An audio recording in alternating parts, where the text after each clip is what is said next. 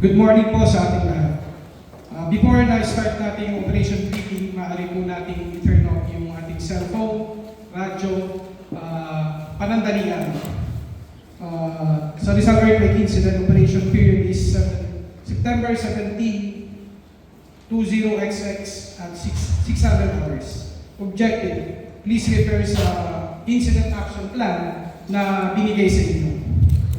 Para po sa update current situation, tinatawagan po natin si Ma'am Mary Lee Spilita. Good morning po sa lahat. Last September 15 po, yung municipality po ng Rizal ay nagkaroon po ng earthquake. Tinamaan ng earthquake yan. Mostly affected areas po ay eastern at saka southern.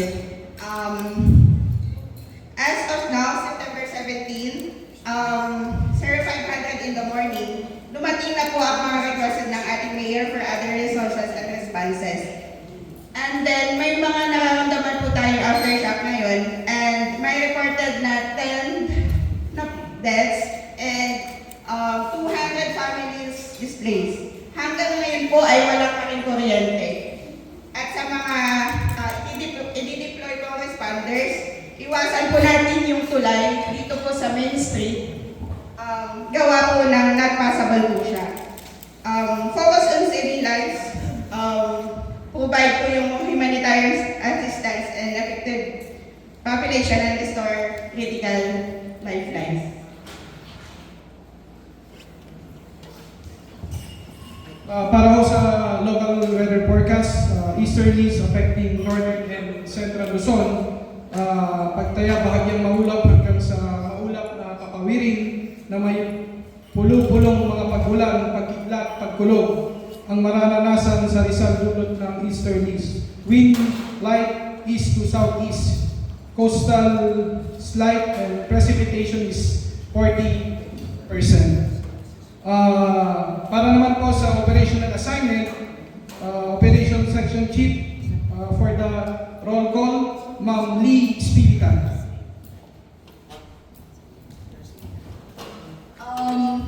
Responses must be, we have three task force po. Ang unang task force po ay binubuo ng search, rescue, and retrieval operation. Binubuo po ito ng Medical Team 1, Rescue Operation, and BFP headed by Coco Loco. And yung Task Force 2 naman po sa clearing operation na binubuo po ng mga GSO ng ating municipality of Rizal, DPWH and engineering team headed by Ruben Piper. And we have the Task Force 3, evacuation team and medic team po. Na binubuo po ng emergency medical team, yung mga service vehicle na volunteers po sa SWD at DepEd po na pinangunahan po ni Jack Matende. For any clarification and suggestion po, just approach me po. Thank you. Para naman po sa safety briefing, Safety Officer Sir Mark Dave Bumakon. Sa morning po sa ating lahat. Our safety mission, sir, we are wearing personal protective gears during the incident. No responders will be allowed to participate in the operation without personal protective gears. Always work in pairs and don't get separated with your partners. Be careful of aftershocks. Watch out of falling debris and stay hydrated. Thank you po. For the logistic concern, Ma'am Daisy Gariveles. For our logistic concerns po, makikita po natin dito sa mapa, meron po tayong command post na malapit po sa may municipal hall at saka sa base. Meron po tayong dalawang staging na nasa plaza, malapit sa plaza at saka sa Ridge School. Meron po tayong dalawang camp, the southern camp at the eastern camp. At meron po tayong heli base na isa na malapit po sa hospital. With regards po sa communication naman, nagtalaga po kami ng 4 na communication. Yung first channel po is assign para po dun sa IC, sa common staff at saka general staff. For the second po na channel, talaga naman po sa TF SAR. Tapos yung second channel, talaga sa clearing operation at saka yung fourth channel po is nasa EBAC at saka MEDI. Para sa food po, yung food po natin isa-serve po sa staging area. For any logistic concern po, please approach me na lang po after po ng briefing. Thank you.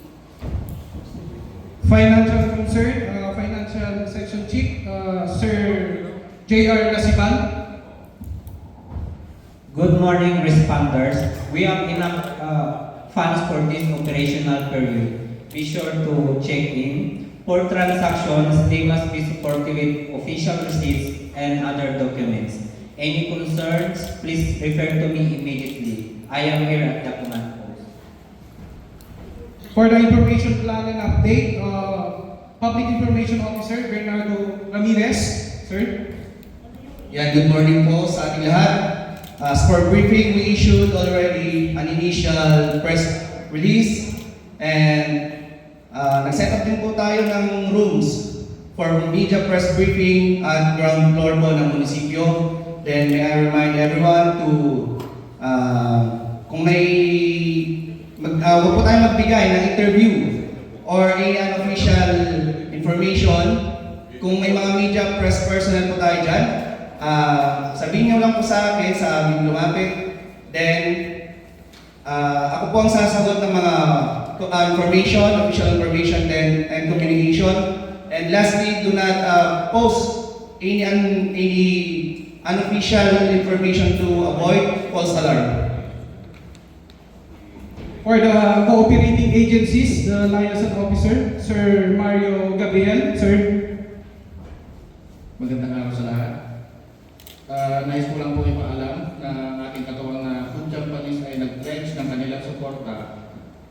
Ang lutong bahay ni Aling Nena ay magbibigay ng 500 packs kada meal para sa ating mga ICS personnel. At ang Golden Spoon catering services ay magbibigay naman ng 500 packs kada meal para naman sa ating IDPs. Bawat company po ay kaya po mag-provide po ng ating breakfast, lunch at saka dinner. Maraming salamat. Our closing comments, Incident Commander, Sir John Paul Garcia. So good morning, corresponders. Pagkatapos po natin gumawa ng pagpaplano, gawin po natin mahusay at matagumpayan po natin ang ating gagawin po ngayong araw.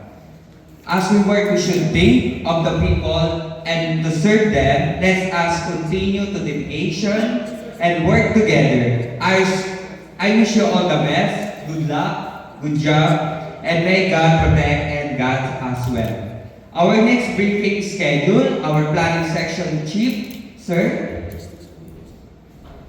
That's all for today, our operational briefing, and we'll see you again for our reporting. Ingat po tayong lahat. God bless us all. Always remember, we work as one. Thank you po. Thank you. Okay,